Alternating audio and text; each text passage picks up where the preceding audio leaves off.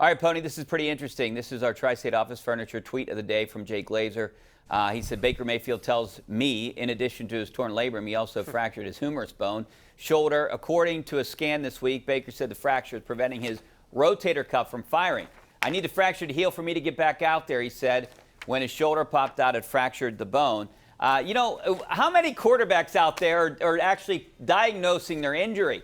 You see that maybe every once in a while here. But it sounds like, Baker Mayfield just kind of throwing it out there that he's injured and maybe a kind of an excuse for the way he's been playing. I actually don't see him playing in that Browns game against the Steelers on the 30th.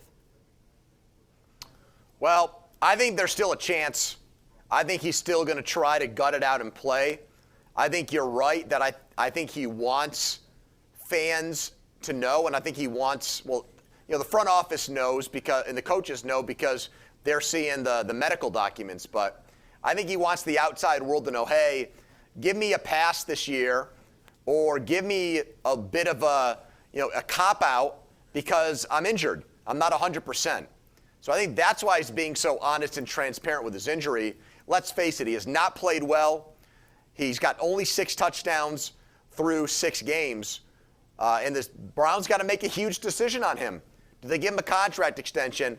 And I think he's trying to show them, hey, I might not put up the numbers, but I'm going to fight tooth and nail for you, and that makes me worthy of a big extension. So one quarterback I would like to see the Steelers sign next year and compete with Rudolph and Haskins would be Marcus Mariota. Kenny Pickett? Nah. I don't know. I mean, why not? You're not a Pickett guy? I like Pickett. I just don't think he's a first-rounder. I want to see the Steelers go out and try to sign a guy like Marcus Mariota. I think he might fit this offense with Matt Canada and maybe resurrect his career. Former first-rounder, like Dwayne Haskins. Let's see if any of these guys can win the job and do something until they can find the next franchise quarterback. Do you not like him? Well, do you not think it's a good fit? Well, I want Aaron Rodgers. I mean, I want the guy that's – if I'm going to go shopping for a quarterback, I want to shop You're going to have to give up expensive. 2 first-rounders for a guy that's, 38? They might have 2 years, and this team isn't even so close. So what? They traded up. They traded up to get Devin Bush. How's that working out for them? This team's not close to a Super Bowl. They need much more than a quarterback. No, well, it all starts with the quarterback. You give yourself a chance with a quarterback. Okay, say they don't they're get not going Rodgers. to have one. They don't get Rodgers. Do you like the Marcus Mariota? You just have to go out and sign him. You don't have to trade for him. No. Well, I mean, could he come here and resurrect his career? I guess it's possible. But, he's got to play with an inferior offensive line, wide receivers who I think are, for the most part, overrated. I think Najee Harris is pretty good. I do. I don't think he's going to have a very long career, but I'm confident next year he'll still be a very, very good back. The defense to me, I still got to see it. Week 1 against Buffalo, A+. Since then, probably like a C. Richie, I mean, I'm not seeing enough. T.J. Watt seems over that groin injury.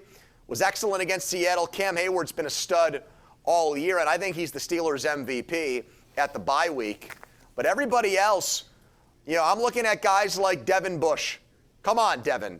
Why are you just the ACL tear? That's it? We haven't heard his name called. That's what we've got to fall back on. We got to decide. Well, we got to give him a pass like Baker Mayfield because he's coming off an injury. No, I don't buy that. If he's out there playing, I got to critique what I see, and it's just not enough. Let's go out to Larry in Crafton. How you doing, Larry? Hey, gentlemen. Thank you for taking my call. Andrew, where's your hat? Anyways, I just wanted to say to you guys, I think you're focusing on the wrong side of the ball. Here's the issue that I have. This team is getting gouged on the ground, right? I mean, look at the Denver game. Look at the Seattle game. And now you're going to tell me that you've got the best running back in the league at some point coming against them with Henry?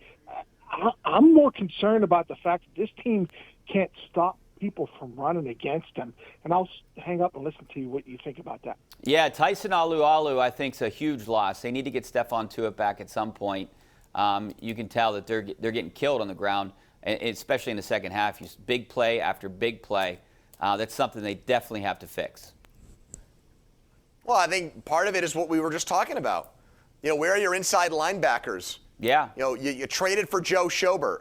Vince Williams, I think, is a guy that they miss in the run defense who retired, in training camp. That's another guy that I think would be an asset right now in slowing down the run game. Their safeties, I don't really see Minka Fitzpatrick come down and make plays in the box, do you? No, He's allowed but to do that. That's kind of There's what no rule Edmonds that is says he supposed can't to make do. a tackle. Well, you're right.